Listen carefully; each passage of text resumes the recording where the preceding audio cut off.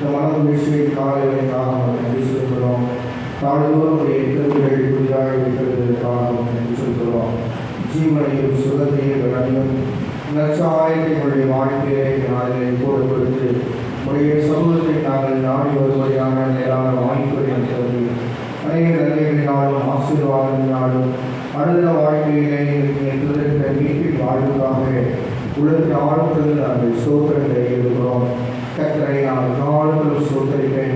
அவர் துணி போர் என் வாயுக்குள் சென்று நான் வாழ்வனமாய் எல்லா காலங்களுக்கும் நீர் எங்களுக்கு போதுமானதாக இருந்து எங்களுடைய வாழ்க்கையை நீர் வளப்படுத்தி ஆலோசனை திருமறை வார்த்தைகளாக வந்து நீர் எங்களுக்கு செய்த அளவற்ற நன்மைகளை பார்த்து செலுத்துவோம்.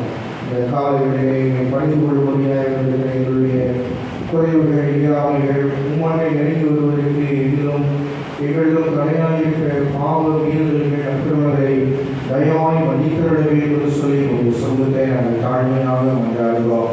கட்டத்தட்ட மன்னிப்பின் செய்து பெற்றுக்கொண்ட உடைய சொந்த பிள்ளைகளாய் உடைய சமூகத்திலிருந்து ஆராதிப்பதற்கான மேலான வாய்ப்புகளை இந்த காலங்களில் தந்துள்ளோம்.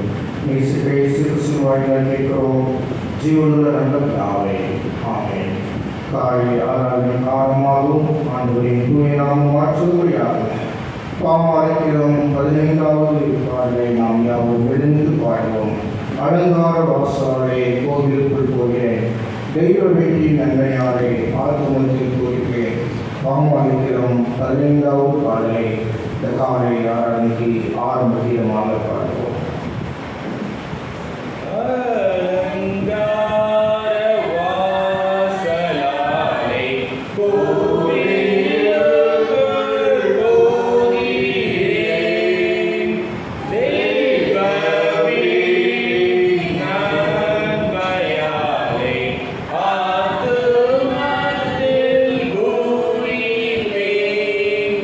Inge Deva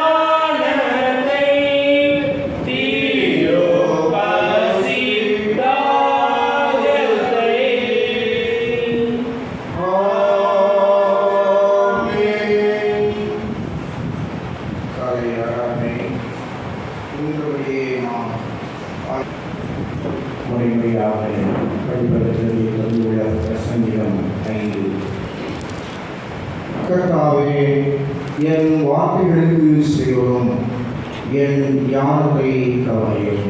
நான் உம்மிடத்தில் விண்ணப்பம் பண்ணுவேன். என் ராஜாவே, என் தேவனே, என் வேண்டுதலின் சத்தத்தை கேட்டருளும். கர்த்தாவே, காலையிலே சத்தத்தை கேட்டருள்வீர்.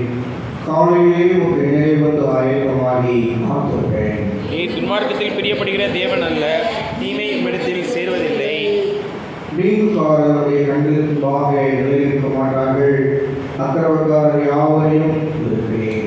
பொய் பேசுகிறவர்களை அழிப்பீர். இரத்தப்பிரியனையும் சூதுள்ள மனுஷனையும் கர்த்தர் அருவருக்கிறார். நானோ மிகுந்த கிருபையாலே ஒரு ஆலயத்துக்குள் பிரவேசித்து ஒரு பரிசுத்த சந்ததிக்கு நேரே பயபக்தியுடன் பணிந்து கொள்வேன். கர்த்தாவே, சத்துக்களின் நிமித்தம் என்னை உம்முடைய நீதியிலே நடத்தி எனக்கு முன்பாக உம்முடைய வழியை செவைப்படுத்தும். அவர்கள் வானில் உண்மை இல்லை, அவர்கள் உள்ளம் கேடு வாழ்வது. அவர்கள் தூண்மையில் துவைக்கப்பட்ட பெயர்படி தங்கள் ஆவினால் நிச்சயம் பேசுகிறார்கள். தேவனே, அவர்களை குற்றவாளிகளாக தீரும். அவர்கள் தங்கள் ஆலோசனைகளாலே விழும்படி செய்யும். அவர்கள் துரோகத்தினுடைய திருச்சி நிமித்தம் அவர்களை தள்ளிவிடும். உனக்கு விரோதமாய் கலகம் பண்ணினார்களே. உண்மை நம்பி இருக்கிறவர்கள் யாவரும் சந்தோஷித்து என்னாலும் இவ்வீர் பாடலாக நீர் அவர்களை காப்பாற்றுவீர். நாமத்தை நேசிக்கிறவர்கள் கை கூறுவார்களாக. கர்த்தாவே, நீ நீதிமானை ஆசீர்வதித்து காருண்யம் என்னும் கடகத்தினால் அவனை சூழ்ந்து கொள்ளுவீர். பிதாவுக்கும் குமாரனுக்கும் பரிசுத்த ஆவிக்கும் மகிமை உண்டாவதாக. ஆதியிலும் இப்பொழுதும் எப்பொழுதுமான சதாகாலங்களிலும் மகிமை உண்டாவதாக. ஆமென். குறிக்கப்பட்ட முதலாம் வேத பாடம்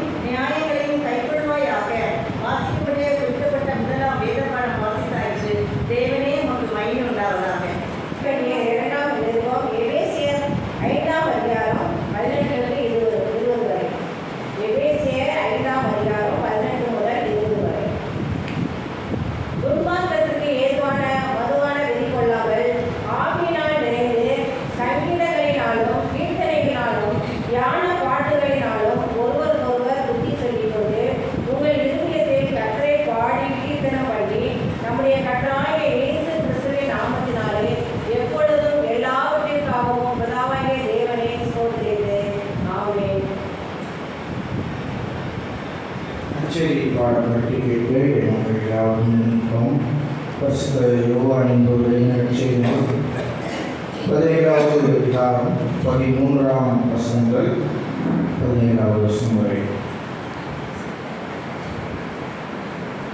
யோவான் என்பவருடைய நற்செய்தி நூல் அதிகாரம் 17 13. இப்பொழுது நான் உம்மிடத்திற்கு வருகிறேன். அவர்கள் என் சந்தோஷத்தை நிறைவாய் அடையும்படி உலகத்தில் இருக்கையில் இவைகளை சொல்கிறேன். நான் உடைய வார்த்தையை அவர்களுக்கு கொடுத்தேன். நான் உலகத்தார் அல்லாது போல அவர்களும் உலகத்தார் அல்ல. ஆதலால் உலகம் அவர்களை பகைத்தது. நீர் அவர்களை உலகத்திலிருந்து எடுத்துக்கொள்ளும்படி நான் வேண்டிக் கொள்ளாமல் நீர் அவைகளை தீமையிற்கு காக்கும்படி வேண்டிக் கொள்கிறேன். நான் உலகத்தார் அல்லாது போல அவர்களும் உலகத்தாரல்ல. உம்முடைய சத்தியத்தினாலே அவர்களை பரிசுத்தமாக்கும். உடைய வசனமே சத்தியம் என்பது படிக்கும்படியாக தெரிந்து கொள்ளப்பட்ட நற்செய்தி பாடம் படித்து கொண்டாயிற்று. கிறிஸ்துவுக்கு மகிமை உண்டாவதாக. நம்முடைய விசுவாசத்தை இந்த காலையாளனே அப்போஸ்தலர் விசுவாச பிரமாணத்தின் மூலமாக செய்து உறுதி செய்துள்ளோம். வானத்தை பூமியை படைத்த சர்வ விசுவாசிக்கிறேன்.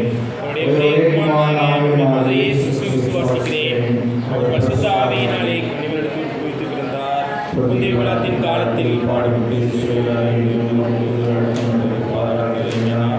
நாள் எழுந்தருளினார். பரமத்திற்கேறி சர்வ உலகின் பிதாவே கடவுளின் வாக்கு வச்சிருக்கிறார். அவ்விடத்திலிருந்து நியாயத்திற்கு வருவார். பொதுவாக இருக்கிற சபையும் வசனுடைய ஐக்கியமும் பாவ மன்னிப்பும் சரீர உயிர்த்தெழுதலும் நித்திய ஜீவனும் உணர்ந்து விசுவாசிக்கிறேன். ஆமென். தொடர்ந்து ஜெபம் செய்வோம்.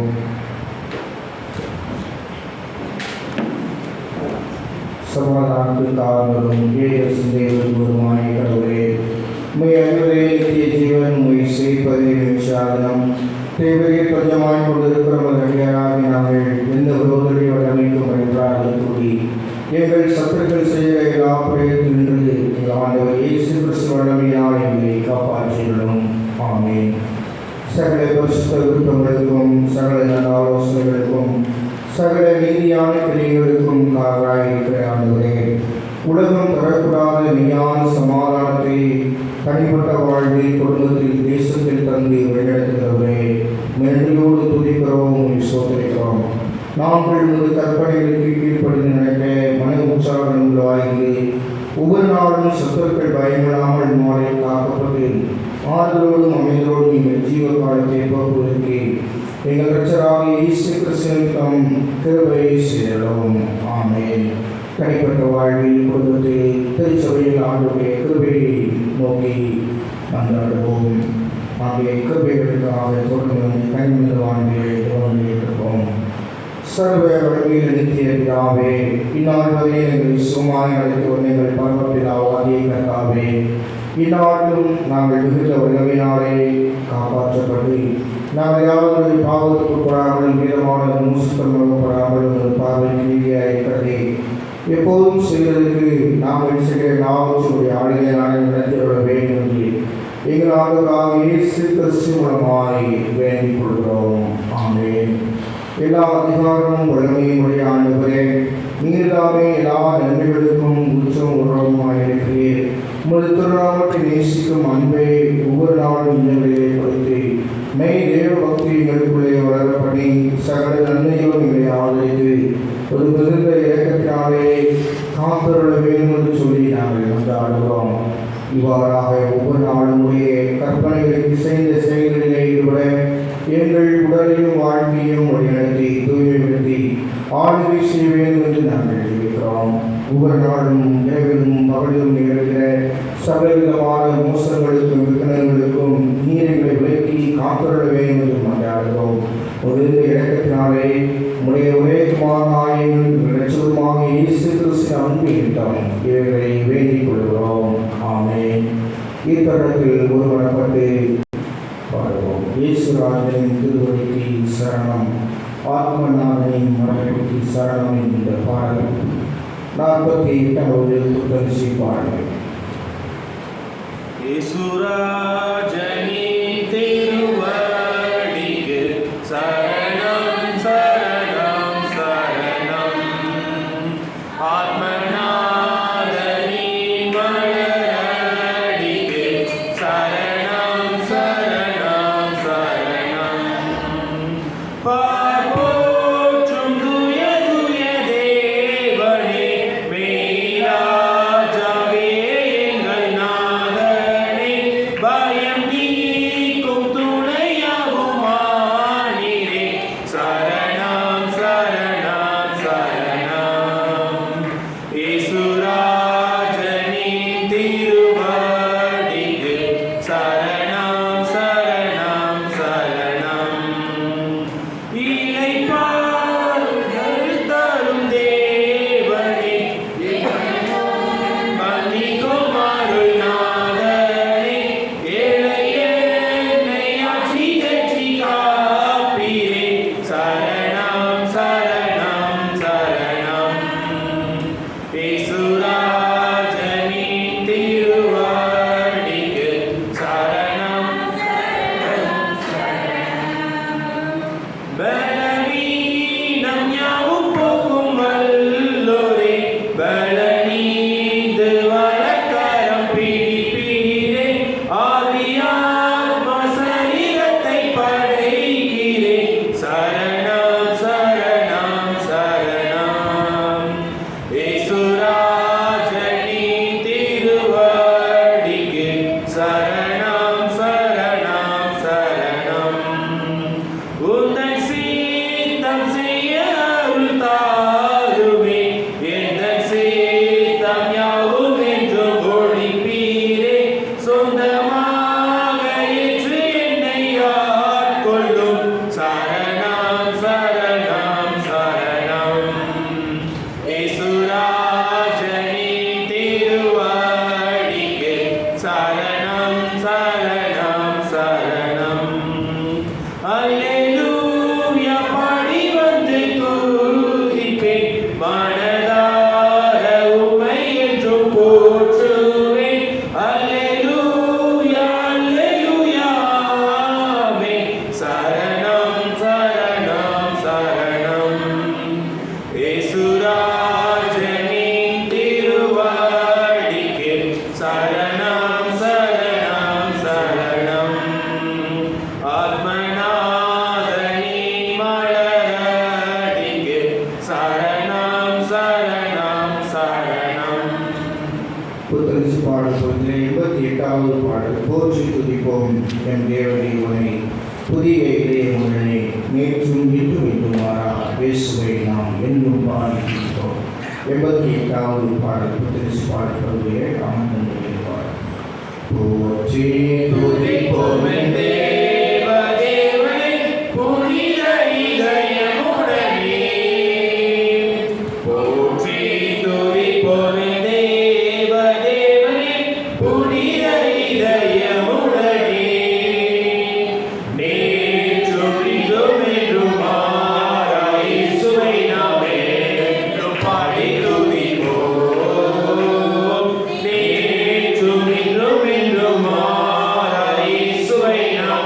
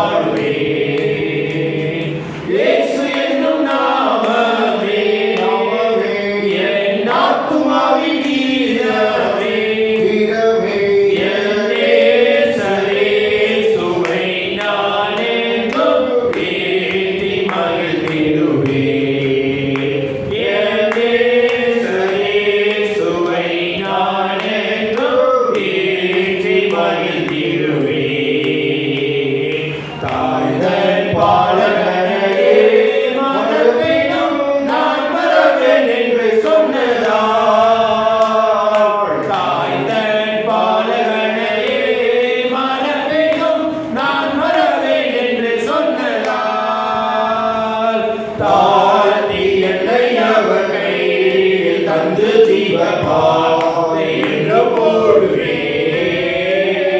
தாழ்த்தி என்னை அவர் கையில் தந்து ஜீவ பாதை என்று போடுவே இயேசு என்னும் நாமமே நாமமே என் ஆத்துமாவின் கீதமே கீதமே என்னே சரீசுவை நான் என்றும் ஏற்றி மகிழ்ந்திடுவே என்னே சரீசுவை நான் என்றும் ஏற்றி மகிழ்ந்திடுவே பூமி அகிலமும் சாட்சியாகவே போகின்ற கட்டளையராய் பூமி அகிலமும் சாட்சியாகவே போகின்ற கட்டளையராய் ஆவியாத்துமாவும் தேகம் யாவும் இதை கருத்து தொண்டு செய்துவே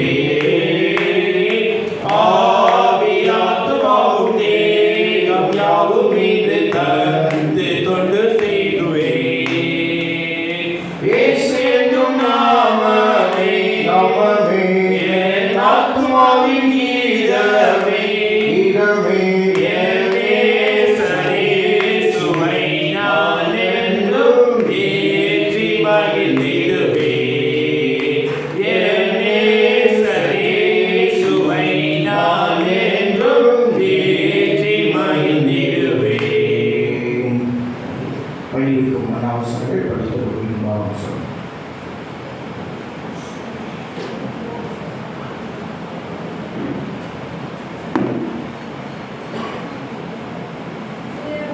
தூயவராய் இருங்கள். நானும் உமது மிகுந்த கிருபையினால் உமது ஆலயத்திற்குள் உமது பரிசுத்த சந்நிதிக்கு உமது ஆலயத்திற்குள் பிரவேசித்து உமது பரிசுத்த சந்நிதிக்கு நேரே பயபக்தியுடன் பணிந்து கொள்வேன். சங்கீதம் 5:7.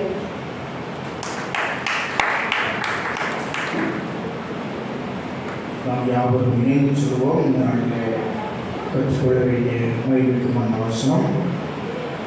நானும் ஒரு மிகுந்த கிருபையினாலே ஒரு ஆலயத்திற்குள் பிரவேசித்து ஒரு பரிசுத்த சந்நிதியிலே பயபக்தியுடன் பணிந்து கொள்கிறேன். சங்கீதம் 5:7. வருகை செய்வோம். நேசிக்கிற அன்புடைய ஆண்டவரே, ஒவ்வொரு நாளும் உடைய வார்த்தைகளின் வாயிலாக என்னுடைய வாழ்வை வளப்படுத்தி வழியிலே நடுவுகள் என்று சொல்லி எங்களுடைய வாழ்க்கையை விலையேற்ப உங்கள் வார்த்தைகளின் வாயிலாக நீங்கள் தருகிற எல்லாவிதமான நன்மையான ஈவுகளுக்காக ஆலோசனைகளுக்காக என்று சொல்கிறோம். இந்த கால வேலையிலும் சிறிது நேரமுடைய சொல்வதில் உடைய வார்த்தைகளின் வாயிலாய் இவரை நாங்கள் அவருடைய ஆராய்ந்து பார்ப்பதற்கான வாய்ப்புகள் என்பதற்கு நன்றி சொல்கிறோம். தொடர்ந்து அதை கடைபிடிப்பதற்கான பலனை ஒவ்வொரு நாளும் எங்களுக்கு தந்து வருகிறோம். நேசிக்கிற இயேசு கிறிஸ்துவின் வாயிலாக கேட்கிறோம். நல்லதாகவே நாம் முதலாவது திருமறை பாடமாக படிக்கின்ற உபாகமத்தின் புஸ்தகம் 7வது அதிகாரம் 1வது 2வது வசனத்தை படியுங்கள். உபாகமம் 7.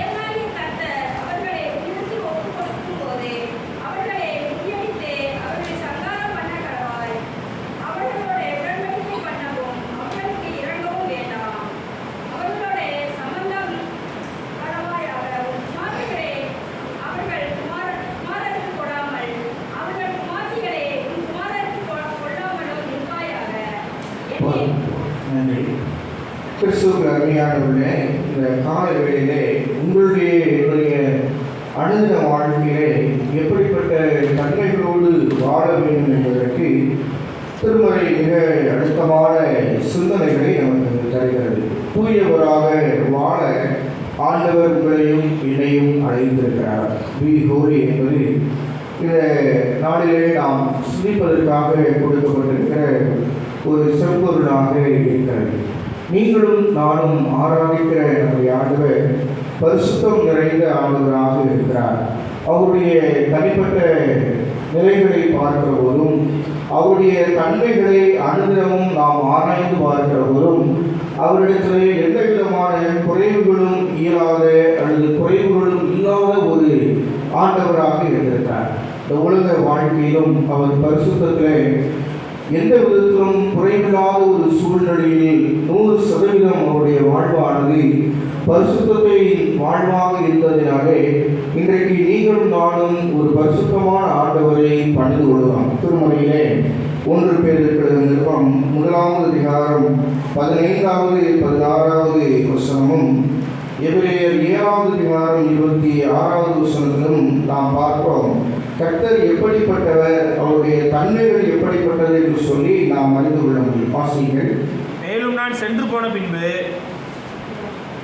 இதில் நீங்கள் எப்போதாவது 15 உங்களை அழைத்தவர் பரிசுத்தராய் இருக்கிறது போல நீங்களும் உங்கள் நடக்கைகள் எல்லாவற்றிலையும் பரிசுத்தராயுங்கள். நான் பரிசுத்தர்,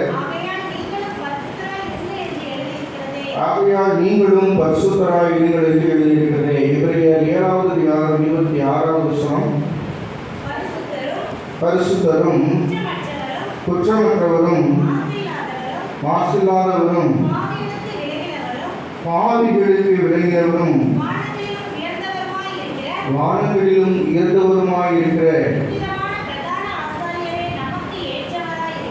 இவ்விதமான பிரதான ஆசாரியரே நமக்கு ஏற்றவராக இருக்கிறார்.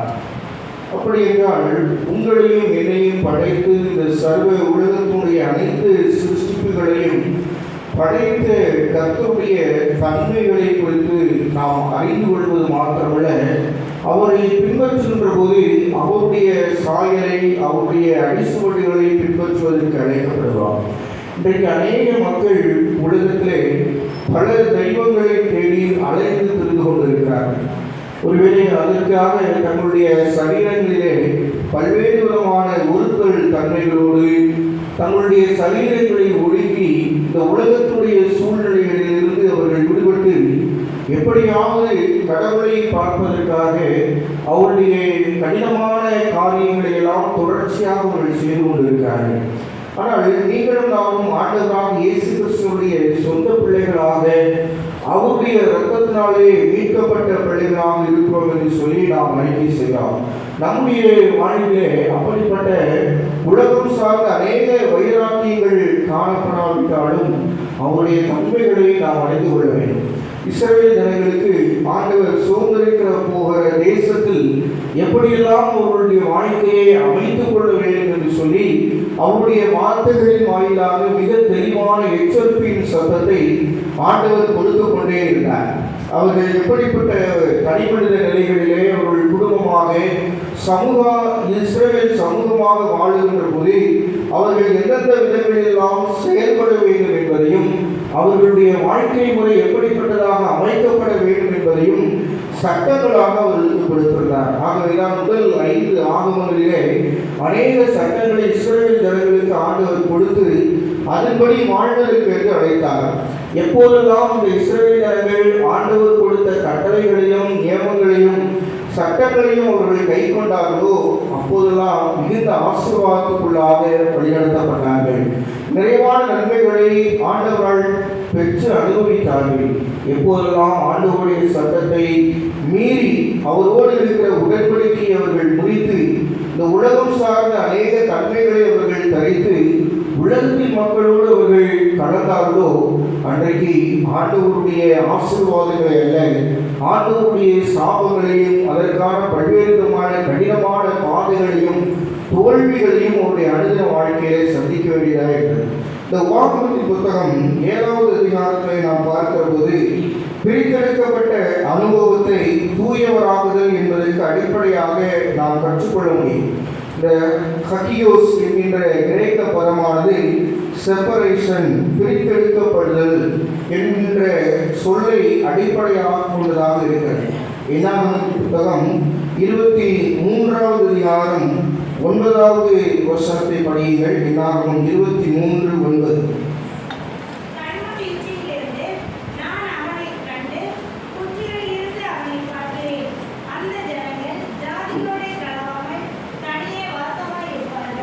அந்த ஜனங்கள் மற்ற தேசத்தில் இருக்கிறவர்களோடு கலவாமல் தனியே வாசமாய் இருப்பார்கள். Separated community. எதற்காக அவர்கள் தனியே வாசமாக இருக்கிறார்கள் என்று சொன்னால், கர்த்தரால் தெரிந்து கொள்ளப்பட்ட ஒரு ஜனம். இஸ்ரவேல் ஜனங்களை ஆண்டவர் அழைக்கின்ற போது, அவர்களை தெரிந்து கொள்கின்ற போது என் ஜனம் என்று சொல்லி அழைக்கிறார். ஆகவேதான் நான் உங்கள் தேவனாக இருப்பேன், நீங்கள் என் ஜனமாக இருப்பீர்கள். அவருடைய ஜனங்களாக இருக்க வேண்டும் என்று சொன்னால் எப்படிப்பட்ட தன்மைகளை அல்லது எப்படிப்பட்ட எதிர்பார்ப்பை ஆண்டவர் அவரிடத்தில் எதிர்பார்க்கிறாரோ அதை கடைபிடிக்கின்ற ஜனங்களாக வாழ அழைக்கப்பட்டிருந்தார்கள். அதைத்தான் இந்த உபாகமத்தின் புத்தகம் 7வது அதிகாரம் முழுமைக்கும் ஆண்டவர் அவருடைய ஜனங்களுக்குரிய ஸ்லாக்கியங்களை கூறுகிறார். அந்த ஸ்லாக்கியங்களை அவர்கள் வாய்ப்புகளாக கருதி செய்கின்ற போதெல்லாம் அதற்கான ஆசீர்வாதங்களை அவர்கள் பெற்றுக் கொள்கிறார்கள். ஒருவேளை நம்முடைய வாழ்விலே ஆண்டவருடைய தன்மைகளை ஒவ்வொரு நாளும் நாம் பிரதிபலிப்பதற்கு அழைக்கப்படுகிறோம். 5வது சங்கீதம் முதல் 2 வசனங்களை எடுத்து வாசியுங்கள். சங்கீதம் 5:1-2.